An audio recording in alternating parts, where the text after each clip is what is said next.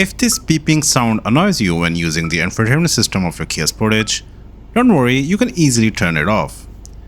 From the home screen of your infotainment system, tap the setup icon, then tap sound. This is where you will find all the audio related settings. On the top right corner, tap the beep option, and the beeping sound will be turned off. Now you can use your infotainment system in complete silence.